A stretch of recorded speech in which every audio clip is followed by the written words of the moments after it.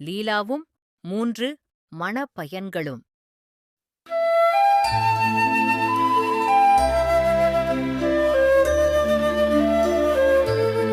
முன்னொரு காலத்துல ராமபுரி அப்படின்ற ராஜ்யத்தை ஒரு மன்னர் ஆட்சி செய்து வந்தார்.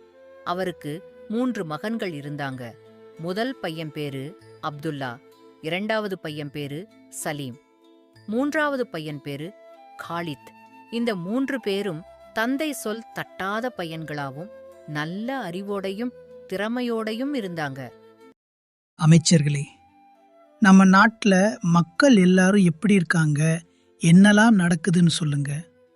மக்களுக்கு தேவையான நல்ல புது திட்டங்கள் இருந்தாலும் என்கிட்ட சொல்லுங்க. மன்னரே, ஒரு அவசர செய்தி. அதனாலதான் தாமதிக்காமல் உங்களை காண ஓடி வந்துட்டேன். அப்படியா? என்ன அப்படி அவசர செய்தின்னு சொல்லு.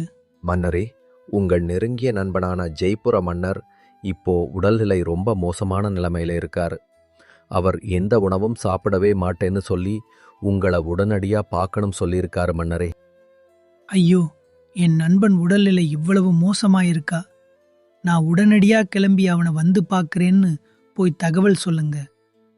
இப்படி மன்னர் வேக வேகமா அவருடைய நண்பரை பார்க்க போனார். நண்பா, என்ன இது? உன் உடல்நிலை ரொம்ப மோசமா இருக்குன்னு சொன்னாங்க.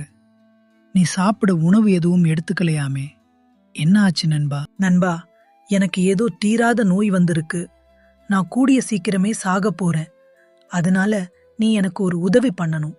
அதான் உன்னை வேகமா இங்க கூட்டிட்டு வர சொன்னேன். இதெல்லாம் ஒன்னும் ஆகாது.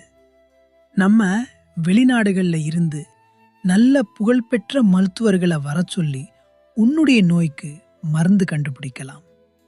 நீ ஒன்னும் கவலைப்படாத நண்பா, நான் பார்த்துக்கிறேன். இப்படி மன்னர் சொன்னார். ஆனாலும் ஜெயராம மன்னருக்கு தீராத நோய் இருந்தது. நண்பா, என் பொண்ணு லீலாவை பத்தி உனக்கு தெரியும். என் பொண்ணுக்கு உன்னுடைய பயன்கள்ல ஒரு பையனுக்கு நீ திருமணம் செய்து வைக்கணும். உன் பொண்ணு மாதிரி என் பொண்ணை நீ கடைசி வரை துணையா இருந்து பாத்துக்கணும். அப்படி நீ பாத்துப்பன்னு எனக்கு வாக்கு கொடுக்கணும். அதுக்காக தான் நான் உன்னை இங்க வர வச்சேன். நண்பா, என் வாழ்க்கை முடிய போகுது. ஆனா என் பொண்ணு வாழ்க்கை நல்லபடியா இருக்கணும். அதான் நான் உன்கிட்ட ஒப்படைக்கிறேன். நிச்சயமா நண்பா, நான் என்னுடைய 3 பையன்கள்ல ஒரு பையனுக்கு நம்ம லீலாவை திருமணம் பண்ணி வைக்கிறேன். இவங்க பேசிக்கொண்டிருக்கும் பொழுதே லீலா அங்க வந்தாள்.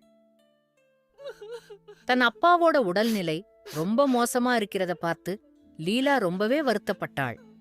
அப்பா, உங்களுக்கு உடல்நிலை ரொம்ப மோசமாகிக் கொண்டே இருக்கு. நம்ம சிறந்த மருத்துவர்களை வர சொல்லி உடனடியாக உங்களுக்கு நோயை சரி பண்ண பார்க்கணும்பா.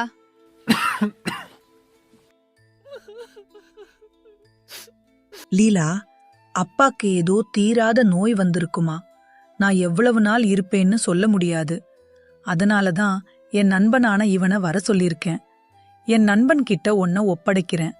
அவன் அவருடைய 3 பையன்கள்ல ஒரு பையனுக்கு உன்னை திருமணம் பண்ணி வைக்க சம்மதம்னு சொல்லியிருக்கான். அதனால நீ அப்பா பேச்ச கேட்டு அவருடைய பையன்ல ஒரு பையனை திருமணம் பண்ணிக்கோமா. அப்பா, நீங்க சொல்ற மாதிரியே நான் பண்றேன்பா. ஆனா உங்களுக்கு ஒன்னும் ஆகாதுப்பா. ஆமாமா லீலா, நான் வெளியூர்கள்ல இருந்து நிறைய மருத்துவர்களை வர வச்சிருக்கேன். எல்லாரும் இவனுக்கு வந்து மருத்துவம் பார்த்தது நோயை சரி பண்ணுவாங்க. நீ கவலைப்படாதமா. இப்படி கொஞ்ச நாளுக்கு போச்சு. மன்னருக்கு ரொம்ப உடம்பு சரியில்லாம போய் அவர் இறந்து போயிட்டாரு. மன்னரும் அவரோட 3 பசங்களும் வந்து இறப்பு சடங்குகள் எல்லாத்தையும் செஞ்சாங்க. தன்னுடைய நண்பன் இறந்ததுக்கு அப்புறம் அவர் சொன்ன விஷயத்த மன்னர் யோசிச்சுக்கிட்டே இருந்தாரு. அப்புறமா ஒரு முடிவுக்கு வந்தார். நம்ம நாளைக்கு நம்ம 3 பையன்களையும் கூப்பிட்டு விசாரிச்சு பார்ப்போம். அதுல யார் லீலாவை திருமணம் பண்ண தயாரா இருக்காங்கன்னு பார்த்துட்டு அவங்களுக்கு லீலாவை திருமணம் பண்ணி வைப்போம். 3 பேரையும் ஒன்னா கூப்பிட்டு பேசினாதான் தெரியும். அமைச்சரே, நீங்க போய் என்னுடைய 3 பையன்களையும் இங்க உடனடியா வர சொல்லுங்க. மன்னர் சொன்ன மாதிரியே 3 பேரும் வந்தாங்க. என் அன்பு பசங்களா, என் உயிருக்கு உயிரான நண்பன் இறக்கும் பொழுது என்கிட்ட ஒரு வாக்கு வாங்கினான். அது என்னன்னு உங்க எல்லாருக்கும் தெரியும்.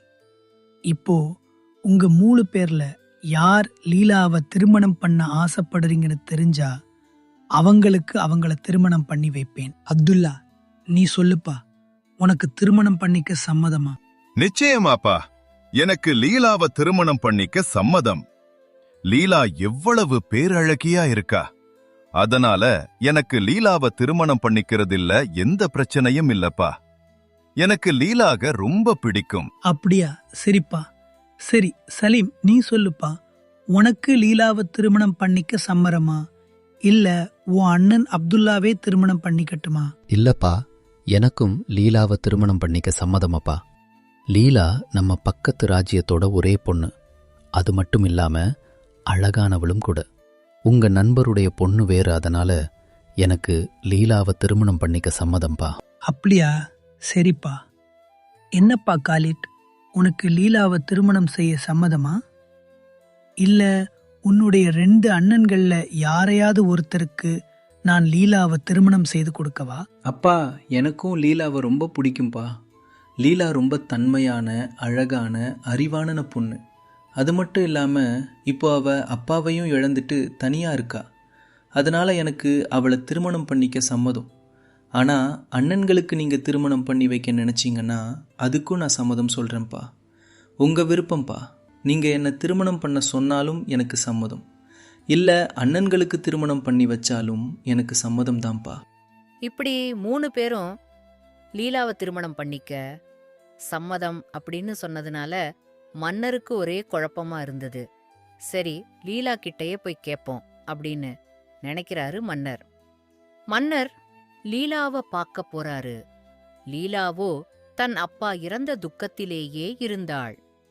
எம்மாடி லீலா, நான் உங்க அப்பா என்கிட்ட சொன்ன மாதிரி என்னுடைய 3 பையன்களை ஒருத்தருக்கு உன்னை திருமணம் பண்ணி வைக்கலாம்னு நினைக்கிறேன்.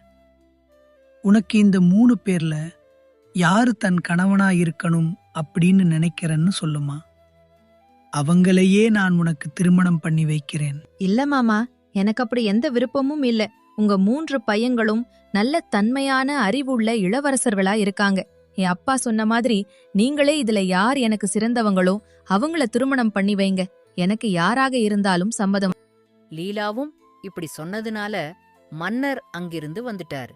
லீலா நல்ல திறமையான அறிவான பொண்ணாக இருந்தாள். ரொம்ப பாசமான பொண்ணாவும் வளர்ந்திருந்தாள். அதனால யார் லீலா மேல அதிக பாசம் வச்சிருக்காங்களோ அவங்களையே லீலாவுக்கு திருமணம் பண்ணி வைக்கணும் அப்படின்னு மன்னர் நினைச்சாரு. ஆழ்ந்த சிந்தனைக்கு அப்புறம் அவர் ஒரு போட்டியை நடத்தலாம்னு நினைச்சாரு. என்ன, அப்பா மூத்த பிள்ளையான நமக்குத்தானே திருமணம் பண்ணி வைக்கணும்? ஏன் மத்த 2 பேர்கிட்ட தேவையில்லாம கேட்டுட்டு இருக்காங்க? நான் தான் லீலாவா திருமணம் பண்ணிக்க சம்மதம் சொல்லிட்டேனே, அப்ப எனக்கே திருமணம் பண்ணி வைக்க வேண்டியதுதானே. சரி, என்னதான் நடக்குதுன்னு பாப்போம். எப்படி இருந்தாலும் நமக்கு தான் திருமணம் பண்ணி வைப்பாங்க. நல்ல வேளை, அப்பா நம்மளெல்லாம் கேட்காம நேரா நம்ம அண்ணன் அப்துல்லாவுக்கே லீலாவை திருமணம் பண்ணி வச்சிருவாருன்னு நினைச்சோம். நல்ல வேளை, நம்ம சம்மதத்தையும் கேட்டிருக்காங்க. இனிமே நல்லா யோசிச்சு லீலாவுக்கு பொருத்தமான நம்மள தான் திருமணம் பண்ணி வைப்பாங்க. அப்பா அவருடைய நண்பர் சொன்ன மாதிரி 3 பேர்ல ஒரு தர திருமணம் பண்ணி வைக்கணும்னு நினைக்கிறாங்க. அதனால தான் நம்ம கிட்டெல்லாம் கேட்டிருக்காங்க. இல்லைன்னா மூத்த அண்ணன் அப்துல்லாவுக்கே திருமணம் பண்ணி வைப்பாங்க. லீலா பாவம் அப்பாவையும் இழந்துட்டு ரொம்ப துக்கத்தில் இருப்பா. நம்மளை திருமணம் பண்ணி வச்சாங்கன்னா நம்ம அவளை அக்கறையோடையும் பொறுப்போடவும் பாசமாவும் பார்த்துக்கணும். இப்படியே அப்பா யாருக்கு லீலாவை திருமணம் பண்ணி வைப்பாங்க அப்படின்னு தங்களுக்குள்ளேயே இந்த 3 இளவரசர்களும் பேசிக்கிட்டாங்க. விடிஞ்சதும் மன்னர் மாளிகைக்கு வெளியில தன் 3 பிள்ளைகளையும் வரச் சொல்றாரு. வெளியில ஒரு மேஜையில் 3 பணப்பைகள் இருக்கு. என் அன்பு மகன்களே, உங்க 3 பேருக்கும் நான் ஒரு போட்டி வச்சிருக்கேன். இந்த போட்டியில யார் வெற்றி பெற்றார்களோ அவங்களுக்கு தான் லீலாவை திருமணம் பண்ணி வைக்க போறேன். இப்போ உங்களுக்கு முன்னாடி அந்த மேஜையில் 3 பணப்பைகள் இருக்கு. ஒவ்வொரு பணப்பையிலையும் 500 நாணயங்கள் இருக்கு. உங்க 3வருக்கும் 1 மாத காலம் அவகாசம் தரேன். நீங்க 3வரும் எங்க வேணா போங்க, எங்க வேணா பயணம் பண்ணி இந்த 500 பொற்காசுகள்ல ஏதாவது ஒரு பொருளை லீலாவுக்காக வாங்கிட்டு வாங்க. அந்த பொருளின் மதிப்பை வச்சு யாருக்கு லீலாவை திருமணம் பண்ணி வைக்கலான்னு நான் முடிவு எடுப்பேன். இப்போ நீங்க கிளம்பலாம். சரிங்கப்பா, நீங்க சொன்ன மாதிரியே இந்த 500 பொற்காசுகளை வச்சு லீலாவுக்கு நான் தான் சிறந்தவன் அப்படின்னு நிரூபிக்கிறேன். நான் போயிட்டு வரேன்பா. ஆமாப்பா, நானும் லீலாவுக்கு சிறந்த வந்தான்னு நிரூபிக்க எனக்கும் இது ஒரு நல்ல வாய்ப்பு. நானும் போயிட்டு வரேன்ப்பா. நானும் போயிட்டு வரேன்ப்பா. எனக்கு எந்த பொருள் சிறந்ததுன்னு தோணுதோ நானும் அதை லீலாவுக்காக கொண்டுட்டு வரேன்ப்பா. போயிட்டு வரேன். 3 பேரும் தனித்தனியே கிளம்பி போனாங்க. முதலாவது பையனான அப்துல்லா பாலைவன பகுதிகள்ல போனாரு. அங்க இருக்கிற சில கடைகளுக்கெல்லாம் போய் பார்த்தாரு. எதுவும் அவருக்கு பிடிக்கல. அப்படியே பயணம் பண்ணிக்கிட்டே இருந்தாரு. கொஞ்ச நாட்களுக்கு அப்புறம் ஒரு பாலைவன பகுதியில ஒரு போர்வை கடை இருக்கிறத பார்க்கிறார். போர்வை வாங்கலையோ? போர்வை, இது மந்திர சக்தி வாய்ந்த போர்வைங்க. வந்து வாங்கிக்கோங்க. வாங்கய்யா வாங்க, இந்த போர்வையை வாங்கிக்கோங்க. இந்த போர்வை முழுக்க மந்திர சக்தி நிறைந்தது. இதுல நீங்க எந்த போர்வையை எடுத்தாலும் அதுல ஒரு மந்திர சக்தி இருக்கும். அதனால இந்த போர்வையை வாங்கிக்கோங்கய்யா. அப்படியா? போர்வையில மந்திர சக்தி இருக்க? போர்வையில என்ன மந்திர சக்தி இருக்க போகுது? என்னையா, என்ன ஏமாத்த பாக்குறீங்களா? அப்படி சொல்லாதீங்க ஐயா.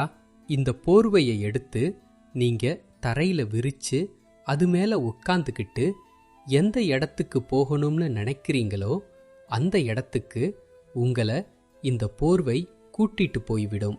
பறந்து வேகமா கூட்டிட்டு போயிருங்கய்யா. அப்ப இது ஒரு அதிசய போர்வைதான். நான் திருமணம் பண்ணிக்க போற பொண்ணுக்காக ஒரு அதிசய பொருளை வாங்கலாம்ல தான் தேடிக்கிட்டு இருந்தேன். இந்த பொருள் அதுக்கு ஏத்த மாதிரி இருக்கு.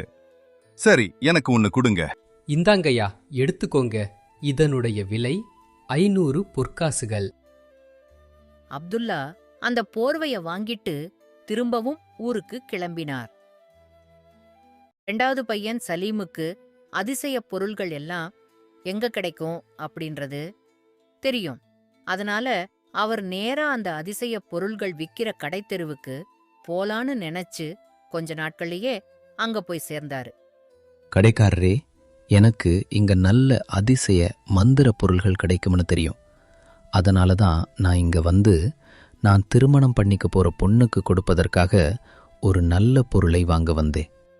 உங்ககிட்ட இருக்கிறதுலையே நல்ல விலை உயர்ந்த பொருளா, புதிய பொருளா ஏதாவது காமிங்க. அப்படிங்களா? ரொம்ப சந்தோஷம்யா. இங்கே நிறைய பொருட்கள் இருக்கு. எல்லாமே புதுசாசா இருக்க பொருள்கள். உங்களுக்கு எது வேணுமோ நான் அதை தரேங்கயா. இது என்ன? தூரத்தில் உள்ளதை பார்க்கிற கண்ணாடி மாதிரி இருக்கு. இது எந்த வகையில பயன்படும்னு சொல்லுங்க பார்ப்போம். ஆமாங்கய்யா, இந்த கண்ணாடி ஒரு அதிசய கண்ணாடி தாங்கிதாங்க. இந்த கண்ணாடியை வச்சு நீங்க யாரை பார்க்கணும்னு நினைக்கிறீங்களோ அவங்கள பார்க்கலாம். அவங்க இந்த உலகத்துல எங்க இருந்தாலும் என்ன பண்ணிட்டு இருந்தாலும் அவங்கள பட்டுன்னு உங்க கண் முன்னாடி நிறுத்தும். இது ஒரு நல்ல சிறந்த பரிசு தாங்கய்யா. இதை வாங்கிக்கோங்க. ஆமா, இது ஒரு நல்ல பரிசாதான் தெரியுது. அப்ப நான் எங்க இருந்தாலும் இந்த கண்ணாடி மூலமா லீலாவை பார்த்துக்கலாம். சரி, இந்த கண்ணாடிய நான் வாங்கிக்கிறேன், கொடுங்க. இப்படியே சலீமும் அந்த கண்ணாடியை வாங்கிக் கொண்டு கிளம்பினார். 3வது பையனான காலித் பக்கத்து ஊர்களுக்கு போனார். அவருக்கு அதிசய பொருட்கள் எங்கே கிடைக்கும் என்று தெரியாது. என்ன வாங்கிக் கொடுக்கிறதுன்னு எந்த யோசனையும் இல்ல. சாதாரண கடைகளுக்கும் சாதாரண ஊர்களுக்கும் போனாரு. அப்ப ஒரு நாள் ஒரு கடையில போய் உக்காந்தாரு. அங்க ஒரு பாட்டி பழங்களை வித்துட்டு இருந்தாங்க. யாரு பாணி? பார்க்க இளவரசன் மாதிரி இருக்க. இங்க வந்து உட்கார்ந்திருக்க. எந்த ஊரு பாணி? பாட்டி, நான் பக்கத்து ராஜ்யத்தோட மன்னருடைய மகன். எங்க அப்பா எங்களுக்கெல்லாம் ஒரு போட்டி வச்சாங்க. அதனால தான் நான் இங்க வந்து உட்கார்ந்துருக்கேன். இப்படி நடந்ததையெல்லாம் அந்த பாட்டிக்கிட்ட காலித் சொன்னாரு. அப்படியா? உன்னை பார்க்க ரொம்ப நல்ல பையனாவும் அறிவான பையனாவும் தெரியுது. உனக்கு அந்த பொண்ணை திருமணம் பண்ணிக்க உண்மையிலேயே சம்மதமாப்பா? ஆமா பாட்டி, சிறு வயசுல இருந்தே எனக்கு லீலாவை ரொம்ப பிடிக்கும். அவ இப்ப அப்பாவை இழந்து நிக்கிறத பார்க்க எனக்கு ரொம்ப வருத்தமா இருக்கு. இருந்தாலும் என் அண்ணன்கள் லீலாவை நல்லா தான் பார்த்துப்பாங்க. அவங்களுக்கு திருமணம் பண்ணி கொடுத்தாலும் எனக்கு சம்மதம்தான். இருந்தாலும் நானும் லீலாவுக்காக ஏதாவது ஒரு பொருள் வாங்கிட்டு போகணும். சரிப்பா, உன் நல்ல மனசு போலவே உனக்கு நடக்கும். என்கிட்ட ஒரு அதிசய தங்க ஆப்பிள் இருக்கு, அதை நீ வாங்கிக்கோ. அதை போய் நீ திருமணம் பண்ணிக்க போற அந்த பொண்ணுக்கு பரிசாக கொடு. அப்படியா? அதிசய ஆப்பிளா? சரி கொடுங்க பாட்டி, நான் அதே வாங்கிட்டு போறேன். அந்த அதிசய ஆப்பிள் என்ன பண்ணும் பாட்டி? இது ஒரு தங்க நிறத்தில் இருக்கிற அதிசய ஆப்பிள். இந்த ஆப்பிள் யார் எவ்வளவு நோய்வாய்ப்பட்டு இருந்தாலும் ஒரு வாய் சாப்பிட்டாலே போதும், அந்த நோய் அவங்களை விட்டு பறந்து போயிரும். இறந்தவங்க கூட இதை சாப்பிட்டா உயிர் பெற்று வர வாய்ப்பு இருக்கு. ரொம்ப சந்தோஷம் பாட்டி, அந்த ஆப்பிளை கொடுங்க, நான் போயிட்டு வரேன் பாட்டி. காலித்யும் தனக்கான பொருளை வாங்கிட்டு கிளம்பிட்டார். மன்னர் சொன்னது போலவே கொஞ்ச நாட்களிலேயே 3 பேரும் தங்களுக்கான பொருள்களை வாங்கிட்டு வந்தாங்க. ஒரு இடத்துல 3 பேரும் சந்திச்சாங்க. அதே நேரத்துல இங்க லீலாவுக்கு அவங்க அப்பாக்கு வந்த அதே நோய் வந்து படுத்த படுக்கையா இருந்தாள். தம்பிங்களா, இங்க பாத்தீங்களா, நான் ஒரு அதிசய போர்வை வாங்கியிருக்கேன். இந்த போர்வையில உட்கார்ந்துகிட்டு நம்ம எங்க போகணும்னு நினைச்சாலும் உடனே அந்த இடத்துக்கு நம்மள இந்த போர்வை கூட்டிட்டு போயிடுமாம். அப்படியானா ரொம்ப சந்தோஷம். நான் ஒரு தொலை தூரத்துல நடக்கிற நிகழ்வை பார்க்குற கண்ணாடியை வாங்கியிருக்கேன். இந்த கண்ணாடி வழியா நம்ம யாரை நினச்சிக்கிட்டு பார்க்குறோமோ அவங்க இந்த உலகத்துல எங்க இருந்தாலும் உடனே இந்த கண்ணாடி நமக்கு காட்டும். நானும் ஒரு தங்க ஆப்பிள் வாங்கியிருக்கேன். இந்த தங்க ஆப்பிள் யார் சாப்பிட்டாலும் அவங்களுக்கு இருக்கிற எந்த நோயா இருந்தாலும் உடனே குணமாயிடும். இறந்து போற தருவாயில இருந்தாலும் கூட அவங்களுக்கு உடனே உடம்பு சரியாகி நல்லபடியா இருப்பாங்களாம். பரவாயில்லையே, நம்ம 3 பேர் வாங்கியிருக்க பொருள்கள் எல்லாமே நல்லதா இருக்கு. நம்ம இந்த பொருட்களை எல்லாம் ஒரு தடவை பயன்படுத்தி பார்ப்போம். ஆமா அண்ணா, முதல்ல லீலாவை நினைச்சிட்டு இந்த கண்ணாடியில லீலா என்ன பண்ணிக்கிட்டு இருக்கான்னு பார்ப்போம். இப்படியே அவங்க அந்த கண்ணாடி வழியா லீலாவை பார்க்கறாங்க. லீலா அந்த நோயினால படுத்த படுக்கையா இருக்கான்னு தெரியுது. அடடே, லீலாவுக்கு ரொம்ப உடம்பு சரியில்லை. அவங்க அப்பாவுக்கு வந்த அதே தீராத நோய் வந்திருக்கு போல. அதனால அவ இறக்கும் தருவாயில் இருக்கா. அப்படின்னா நம்ம உடனே இந்த போர்வையை பயன்படுத்தி லீலாவுடைய அரண்மனைக்கு போவோம். போய் அவளுக்கு மருத்துவம் பார்ப்போம். ஆமா, நம்ம வேகமா போய் லீலாவுக்கு எப்படியாவது அந்த நோயை குணப்படுத்தணும்.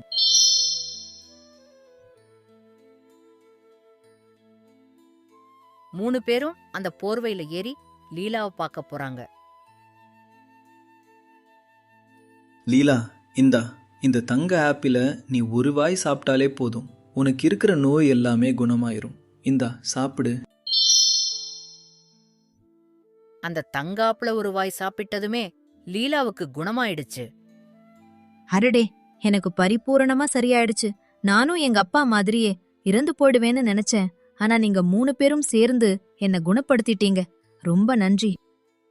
3 பேரும் சேர்ந்து லீலாவை காப்பாத்துனத நினைச்சு எல்லாரும் ரொம்ப சந்தோஷப்பட்டாங்க. ஆனாலும் மன்னர் மட்டும் ஒரு குழப்பத்திலேயே இருந்தாரு. மன்னரே, நீங்க இன்னும் ஏன் இவ்வளவு குழப்பத்தில் இருக்கீங்க?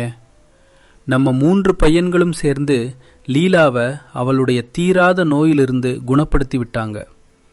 இருந்தும் உங்க முகத்துல ஒரு சிறு குழப்பம் இருக்கிறத நான் பார்க்கறேன்.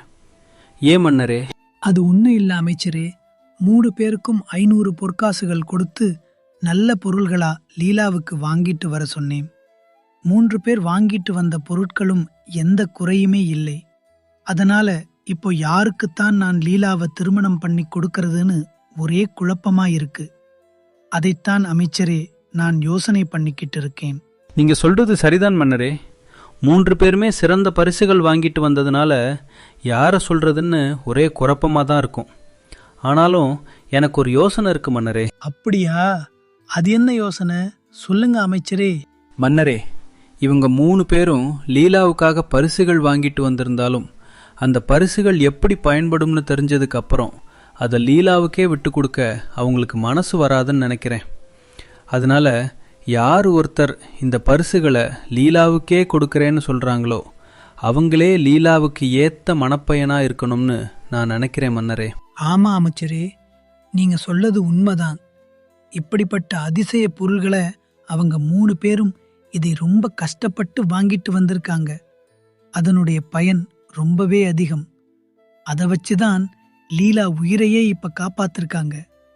அதனால யார் அந்த பொருட்களை லீலாவுக்கே கொடுக்க நினைக்கிறாங்களோ அவங்களையே லீலாவுக்கு மனப்பயனா நான் அறிவிக்க போறேன். சரிங்க மன்னரே.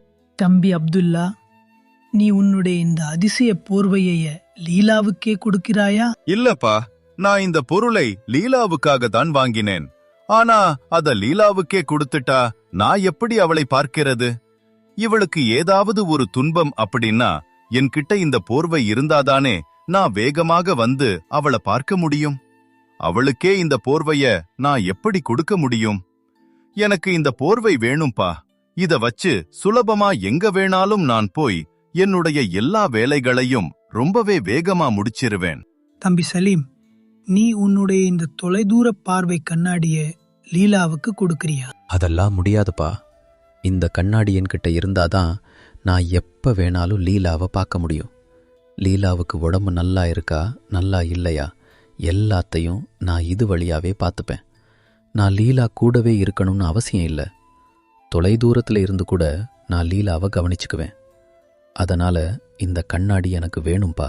தம்பி காலித், நீ உன்னுடைய இந்த தங்க ஆப்பிள லீலாவுக்கு கொடுக்கறியா? நிச்சயமாப்பா, நான் இதை லீலாவுக்காக தான் வாங்கினேன்.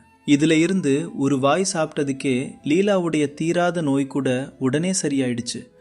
இந்த ஆப்பிள் லீலா கிட்டேயே இருந்தா அவளுக்கு எந்த நோயும் வராது. ஆயுசு முழுக்க நல்ல சுகத்தோட நல்ல உடல் நலத்தோட அவ இருப்பா. அதனால இந்த ஆப்பிளை லீலாவே வச்சுக்கட்டும்பா. நீ சொல்றது சரிப்பா. ஆனா இந்த தங்க ஆப்பிள் உன்கிட்ட இல்லைன்னா உனக்கு ஏதாவது நோய் வர்ற அந்த நேரத்துல நீ என்ன பண்ணுவ? இல்லப்பா, எனக்கு எந்த நோய் வந்தாலும் பரவாயில்ல. இதை நான் லீலாவுக்கு தான் வாங்கிட்டு வந்தேன். இந்த ஆப்பிளை லீலாவுக்கு கொடுத்துருங்கப்பா. என் அன்பு பசங்களா, நீங்க 3 பேரும் லீலாவை திருமணம் பண்ணிக்க சம்மதம் சொன்னீங்க. உங்களுக்கான போட்டியையும் நான் வச்சேன். ஆனாலும் இந்த போட்டியில வெற்றி பெற்றது காலித்தான். ஏன்னா காலித்தான் தனக்கு என்ன ஆனாலும் பரவாயில்லை அப்படின்னும் லீலா நல்லா இருக்கணும் அப்படின்னும் நினைச்சா. நீங்க எல்லாரும் லீலாவை என்னதான் நேசித்திருந்தாலும் உங்களை நேசிக்கிறதை விட கம்மிதான். காலித்தான் லீலாவை ரொம்ப அதிகமா நேசிக்கிறான். அதனால அவன்தான் லீலாவுக்கு ஏத்த மணவாளன். லீலா, காலித்த திருமணம் பண்ண உனக்கு சம்மதம் அம்மா? எனக்கு சம்மதம் மாமா. எனக்கும் காலித்த ரொம்ப பிடிக்கும் மாமா. எங்க அப்பா சொன்ன மாதிரியே நீங்க எனக்கு சரியான ஒரு ஆளுதான் தேர்ந்தெடுத்திருக்கீங்க. மன்னர் காலித்துக்கும் லீலாவுக்கும் திருமணம் பண்ணி வச்சாரு. நம்மளும் யார் ஒருவரை நேசிச்சாலும் அவங்களுக்காக எந்த சுயநலமும் இல்லாம விட்டு கொடுக்க தயாரா இருக்கணும். அப்பதான் அந்த அன்புக்கு ஏத்த மரியாதை நமக்கு கிடைக்கும்.